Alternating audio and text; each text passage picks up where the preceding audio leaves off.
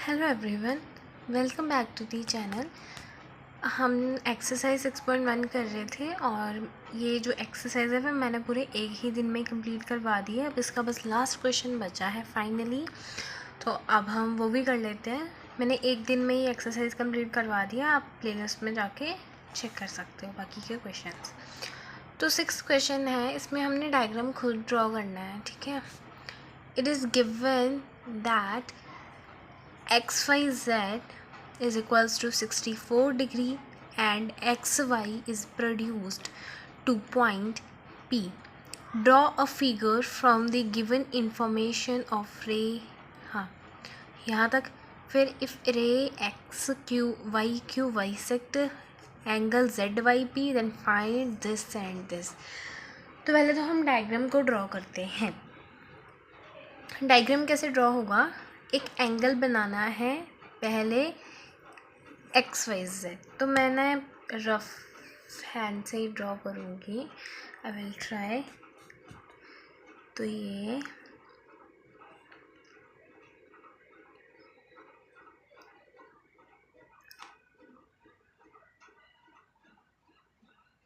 ठीक है, इसको मैंने नाम दे दिया XYZ और ये है 64 डिग्री। X और Y से पॉइंट P प्रोड्यूस हो रहा है, मतलब ये ऐसे आगे जा रहा है, इसको हमने नाम दे दिया point P। Draw a figure, इतना कर लिया। रे YQ, अब ये YQ क्या है, Y यहाँ पे है तो YQ बाइसेक्ट कर रहा है। ये जो Q बाइसेक्ट कर रहा है किसको, एंगल ZYP को। ये Q ने क्या किया, बाइसेक्ट, तो ये एक एंगल बन गया, ये एक एंगल बन गया।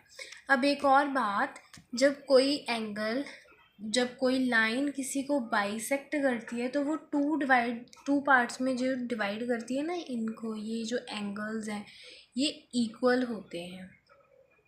मान लो अगर ये 58 डिग्री का है ना, ये भी 58 डिग्री का होगा क्योंकि ये सेम थे, इनको बाइसेक्ट किया है क्यों ने, मतलब एंगल जो है वो ये दोनों सेम रहेंगे। मैं इसलिए बता रही हूँ क्योंकि ये चीज़ आपके क्वेश्चन में काम आएगी। तो अब हम इसको सॉल्व करते हैं। दैट अब हम इसको नाम देते हैं एंगल 1, इसको मैंने नाम दिया एंगल 2। ये सारे एक स्ट्रेट लाइन के ऊपर एंगल्स बन रहे हैं, स्ट्रेट लाइन के ऊपर। तो एंगल 1 प्लस एंगल 2 प्लस ये जो एंगल कितना है XYZ, एंगल XYZ कितना है हमारे पास 180 डिग्री के बराबर रखा क्योंकि ये स्ट्रेट लाइन है। स्ट्रेट लाइन के ऊपर सारे एंगल्स बने हुए हैं। अब एंगल 1 और एंगल 2 नहीं पता, ठीक है। अब अगर आप ध्यान से देखो, मैं यहाँ पे एंगल 1 और 2 जो है मैं इसको ना नाम ऐसे देती हूँ, ये भी एंगल A है और ये भी एंगल A है क्योंकि ये बेटा दोनों सेम हो जाएंगे। आप इनको एंगल 1 और एंगल 2 भी नाम दे सकते हो, तो मैंने यहाँ पे A लिख देती हूँ, चलो इजी हो जाएगा समझाना, ठीक है। अगर आप एंगल 1 और 2 भी लिख रहे हो ना तब भी कोई बात नहीं है, कोई प्रॉब्लम नहीं, लेकिन एंगल A अगर मैं नाम ले रही हूँ ना, क्योंकि बेटा ये दोनों सेम ही है, ये जितना है ये जितना इतना होगा, है ना। तो समझाने के लिए मैं लिख रही हूँ, इजी है। तो ये कितनी A होगी, 2A, इसीलिए मैंने ऐसा लिखा था, ये 2 ऐसा बन जाएगा। Plus angle XYZ is equals to 180 degree. अब ये जो आपका 2 एंगल है इसको आप ऐसे ही लिख लो अभी। तो XYZ हमारे पास 64 डिग्री है ना। XYZ कितना है हमारे पास 64 डिग्री। अब आप ध्यान से देखो, मैं ना लास्ट में क्वेश्चन दोबारा रिपीट करूँगी, ठीक है, जो जिनको नहीं समझ आया तो वो समझ सकते हैं। 2 angle A is equals to 180 minus 64। इसको माइनस कर दो। तो पहले माइनस किया 6, फिर यहाँ से 7, 7, 1, 106, 116। ये मैंने माइनस किया, मेरे पास 116 बन गया। ये एंगल 2 ऐसे ही, एंगल ए ऐसे ही, एंगल ओवर मतलब मल्टीप्लाई है, इधर डिवाइड हो गया। 2 से डिवाइड कर लेते हैं अब इसको। 10, ये चला गया 5 पे, 1 6, ये चला गया 6 जाता है 8 पे। तो ये कितना आ गया हमारे पास, एंगल ए कितना आ गया 58। ठीक है, तो ये भी 58, ये भी 58। अगर आप यहाँ पे एंगल 1 और एंगल 2 ले रहे हो ना, यहाँ पे जैसे मैंने ऊपर लिया नहीं, अगर आप एंगल 1 और 2 ले रहे हो ना, तब भी कोई प्रॉब्लम नहीं है। तो ये भी 58 होगा और ये भी 58, जो कि बाइसेक्ट किया था ना। तो ठीक है, अब उसके बाद उन्होंने कहा है आपने एंगल फाइंड करना है एक्स वाई क्यू। तो एक्स वाई क्यू कौन सा है, एक्स वाई क्यू, ये पूरा एंगल हमने फाइंड करना है। अब सिंपल है, तो एंगल एक्स वाई क्यू हमारे पास, ये भी 64 है, ये भी हमारे पास है, तो आपने इनको प्लस कर देना है। एंगल एक्स वाई क्यू को फाइंड करने के लिए 64 प्लस 58 को प्लस कर दो, क्योंकि ऑलरेडी एंगल्स की वैल्यूज़ हैं हमारे पास, है ना। तो 8, 9, 10, 11, 12, 6, 12, हाँ, तो 122 डिग्री, ये आपका एंगल एक्स वाई क्यू आ गया। अब उसके बाद उन्होंने कहा है कि आपने रिफ्लेक्स फाइंड करना है एंगल ये क्यू वाई पी, इसका रिफ्लेक्स। तो रिफ्लेक्स कैसे फाइंड करते हैं, जो एंगल है उसको 360 में से सब्ट्रैक्ट कर दो। ऑलरेडी ये एंगल हमारे पास है, तो 360 से इसको सब्ट्रैक्ट कर देंगे। तो हमारे पास इस रिफ्लेक्स को कैसे फाइंड करोगे, reflex angle Q Y P, इसको फाइंड करने के लिए 360 में से आप 58 माइनस कर दो। हमने रिफ्लेक्स का फाइंड करना है या क्यू वाई पी का, तो ऑलरेडी इसकी वैल्यू हमारे पास है, फाइंड करने की लोड नहीं है। ठीक है, तो 360 में से अगर आप 58 को सब्ट्रैक्ट करते हो तो यू विल गेट, ये रहा आपका आंसर। ठीक है, 302।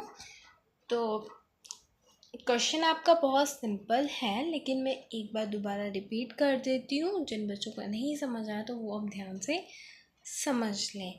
वैसे इसमें इतना वो मुश्किल वाली बात है नहीं, लेकिन मैं समझाती हूँ। वो ना यहाँ से कई बच्चे बहुत कंफ्यूज हो गए होंगे, मैंने 1A ये क्या किया हुआ है, वो मैं अब समझा देती हूँ डीपली। देखो, मैंने पहले तो मैं डायग्राम समझाती हूँ कि कैसे बनाया, दोबारा हम कर लेते हैं, टाइम है हमारे पास बहुत। ठीक है, तो एंगल एक्स वाई जेड हमने बनाना है 64 डिग्री का। तो एंगल, मैंने एंगल बना दिया पहले, तो फिर एक्स वाई जेड अपनी तरफ से नाम दे दिया उनको, और जो एक्स वाई है ना, वो प्रोड्यूस हो, एक्स वाई से एक लाइन प्रोड्यूस हो रही है जिसको हमने नाम दे दिया पी। तो एक्स वाई ये है, लाइन प्रोड्यूस हुई जिसको मैंने नाम क्या दे दिया, पी। ये लाइन प्रोड्यूस हुई जिसको मैंने नाम दे दिया पी। अब उसके बाद ड्रॉ करनी है फिगर।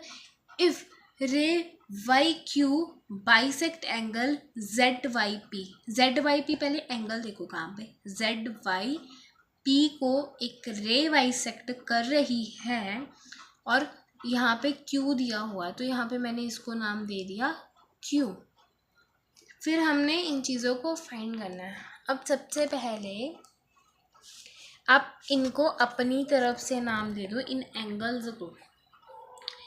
ये अगर एंगल 58 है, ये भी 58 होगा, क्योंकि इनको बाइसेक्ट किया। जब कोई जैसे ये कोई लाइन है, ये एंगल है, इसको बाइसेक्ट किए, ये एंगल भी सेम होगा और ये भी, ये दोनों सेम होंगे, जितना ये है उतना ही वो होगा।